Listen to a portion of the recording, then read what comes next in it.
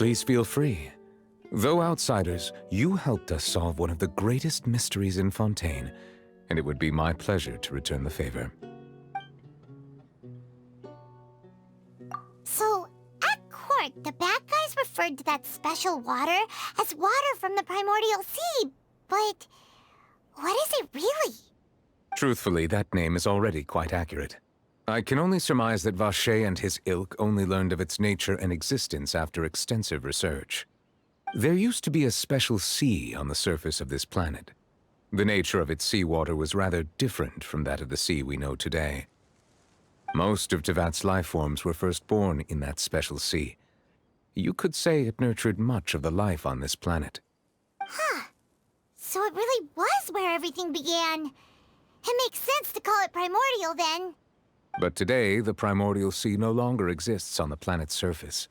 What Vacher discovered must have been some kind of special case, or a remnant from a truly ancient age. Huh. So that's how it is.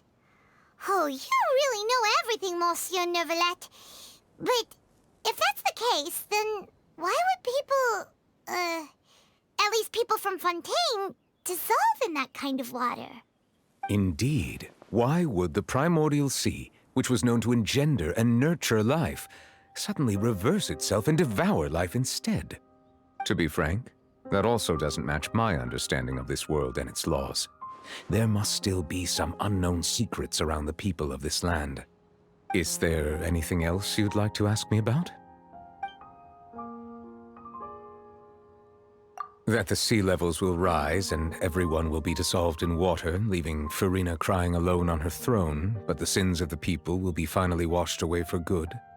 Does that appropriately summarize the version you've heard? That's right! It was Linny that told us back then. And that about covers all the main points.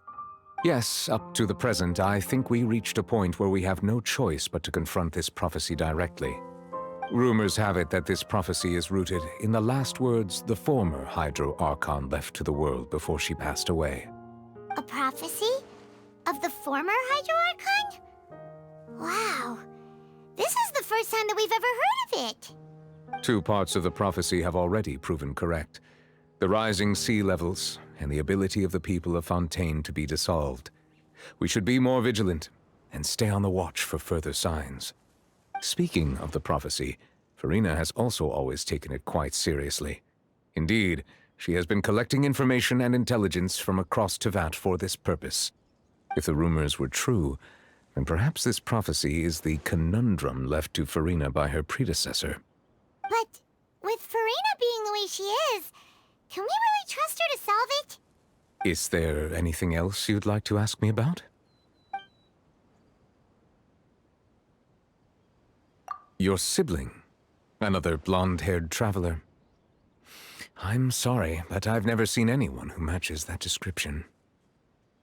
If he ever stepped foot in Fontaine, I'm sure he followed our laws to the letter and had no reason to appear on the stage of the opera Epiclese.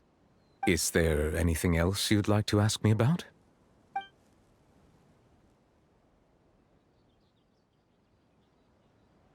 My apologies. My investigation has still not reached its conclusion. However, I still believe the judgment of the Oratrice was not rendered arbitrarily. Huh? But you also said you thought he was innocent. For many years, I have been quite aware that the Oratrice does not simply mechanically repeat the verdict that I give on each case. As a divinely created mechanism, the people's unified faith in the concept of justice is integrated into it. Not only can it produce the incredible power of indemnitium, but it likely also possesses other traits, such as self-awareness. Which is all to say, I have been prepared for a situation like this for a long time. Huh. So when Linny told us that he heard a human voice from the room where the Oratrice's core is stored... I was not aware such a thing had occurred. Perhaps that could serve to prove my conjecture. I will add that to the list of items to investigate. In any case, I am inclined to believe that the Oratrice does have a methodology all its own. We just do not have enough information.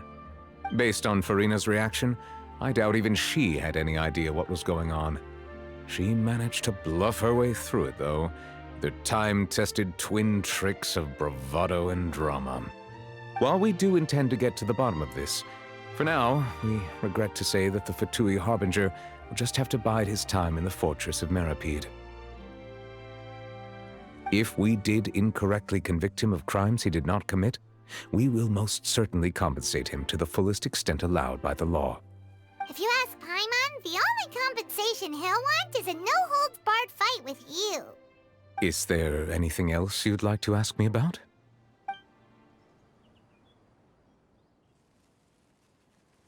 Very well. It was my honor to provide you with what answers I could. I very much enjoyed conversing with you. It will soon be time for me to leave this blissful tranquility behind and return to Palais Memornia. You really are super busy, Monsieur Neuvillette. Paimon thought you only came here to pay your respects today because you had the day off. Crime and villainy do not have the day off, and so justice must work around the clock as well. This is merely the nature of a justice's work. All right. You've got a point. Huh? Paimon just noticed that the rain has stopped.